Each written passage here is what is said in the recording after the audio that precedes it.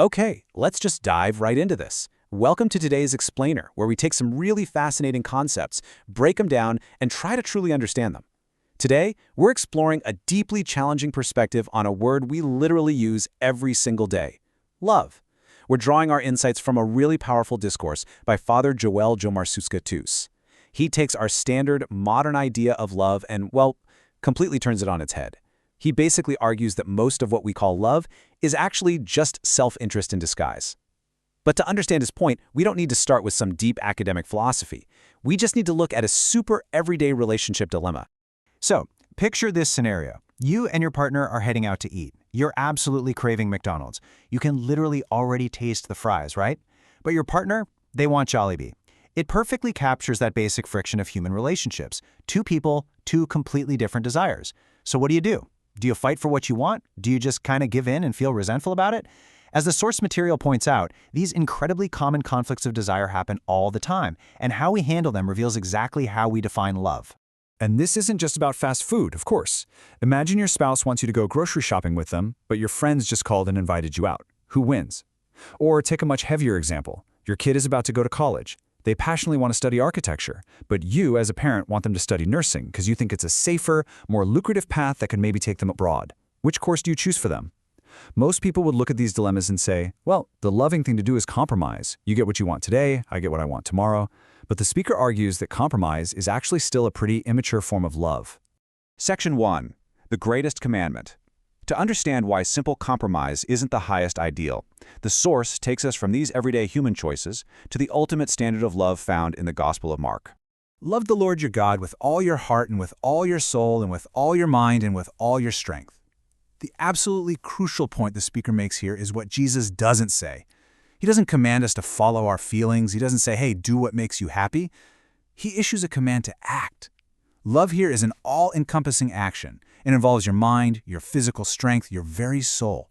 It's a total giving over of yourself, not just some fleeting emotional state. Section 2. Immature versus mature love. The core definition of true love. This brings us to a really profound distinction made in the source text. It forces us to evaluate our own relationships by looking at the difference between childish ways of loving and true mature love. This is really the heart of the matter. Immature love is constantly asking, what do I want? Even in a compromise, you're still basically tracking your own desires, right? Like, I'll do what you want today so I can get what I want tomorrow. But mature love? The source defines mature love as constantly asking what is best for us. Not what makes us happiest in the next 5 minutes, but what will genuinely make us better, stronger people. This is exactly why a parent might let a child study abroad, even if it absolutely breaks their heart to see them leave. They aren't choosing what they want, they are choosing what is best for the one they love. So it all boils down to this definition. Love is an orientation, a direction, and a choice that demands action. The speaker emphasizes that if you say you love someone but you do absolutely nothing to back it up, your love is fake. It's an illusion. You're really just fooling yourself. True love requires sacrifice. It's the active choice to orient your entire life toward the well-being of another person. Section 3. Do you truly love God? The ultimate test of love.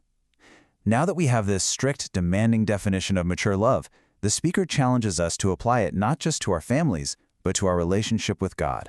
And honestly, this is where it gets incredibly challenging.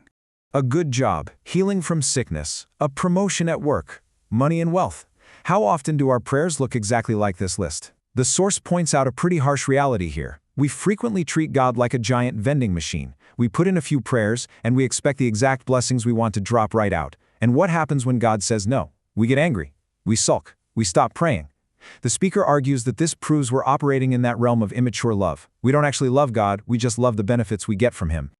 I really want you to think about this for a second. Do you really love God, or do you only love what you get from Him? If you stopped receiving those benefits, would your love remain? The speaker compares it to a marriage. Do you love your spouse just because they give you money and never argue with you? Or do you love them because you genuinely want their ultimate good? If your love literally disappears the second you don't get your way, well, it was never mature love to begin with. To show us what passing this ultimate test actually looks like, the explainer points to Jesus at the Garden of Gethsemane. Faced with immense suffering and death, human nature obviously screamed to avoid the pain. Jesus asked if the cup of suffering could be removed. But then he demonstrated the absolute peak of mature love. Not my will, but yours be done. He completely subordinated his own comfort, his own desires, and his very survival to the will of the Father. True love, the source tells us, doesn't say, my will be done. It says, thy will be done. Section 4. The Story of the Prince, a parable of choice and love. Now, to really cement this deep theological concept, the speaker shares a fantastic parable. Let's step into this story together because it beautifully illustrates the sheer power of surrendering our own will.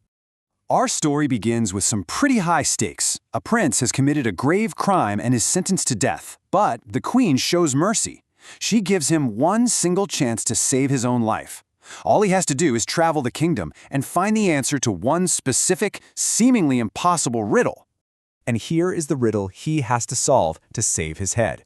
What do women want the most? He travels far and wide, asking literally everyone, but no one can give him a definitive answer. He's running out of time, and his execution is right around the corner. Finally, he meets an old, ugly woman, described almost like a witch. She tells him she knows the exact answer, but he has to promise to marry her in exchange for it. Desperate to live, the prince agrees. She gives him the answer, the power to choose for themselves. The prince rushes back to the queen, delivers the answer, and guess what? It's correct. His life is saved. But now the prince has to fulfill his promise. He marries the old woman fully prepared for a miserable life. But on their wedding night, inside their room, a magical transformation happens. The old woman turns into a stunningly beautiful princess. She reveals she's under a curse, and now she offers the prince a choice. She can be beautiful during the day for everyone to see, but turn back into an ugly old woman at night in their private room, or she can be ugly during the day for the world to mock, but be a beautiful princess for him alone at night. It's an absolutely agonizing choice for the prince. He thinks deeply about it. He weighs his public pride against his private happiness. But ultimately, he remembers the very riddle that saved his life. And he tells her, you choose. The decision is yours. He completely surrenders his own preference. He gives up his own will and empowers her to make the choice for her own life. And because the prince showed her that ultimate respect because he prioritized her autonomy over his own selfish desires, the curse is entirely broken. She tells him that she will remain beautiful both day and night. The speaker uses this parable to prove a really profound point. True love is found when you stop obsessing over what you want and start focusing on the dignity and good of the other person. Section 5. The True Miracle. Aligning our will with God. This brings us out of the parable and right back into our own lives. We've seen how surrendering our will applies to human relationships, but the source asks us to take this principle and apply it to our ultimate spiritual journey. The biggest miracle in love is changing your heart from me to you. You know, the speaker notes that we often pray for miracles that involve changing other people, like, Lord, fix my spouse, or Lord, make my child obey.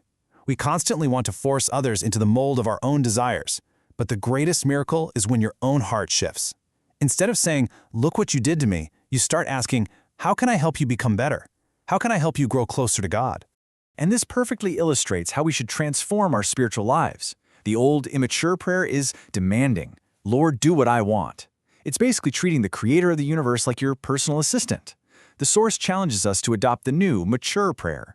Lord, help me love what you want. Because as the speaker points out, God is the only one who actually knows what is eternally best for us. When we align our will with His, we aren't losing our freedom, we're stepping into true peace. So as we wrap up this explainer, I want to leave you with the exact question the speaker urges his audience to ask every single day. Lord, what do you want? Imagine how your life, your relationships, and your inner peace would change if you just stopped forcing your own agenda and started seeking the ultimate good. What if the path to true love isn't about getting your way, but finally learning to surrender it? Definitely something to think about today. Thanks for joining me on this explainer, and I'll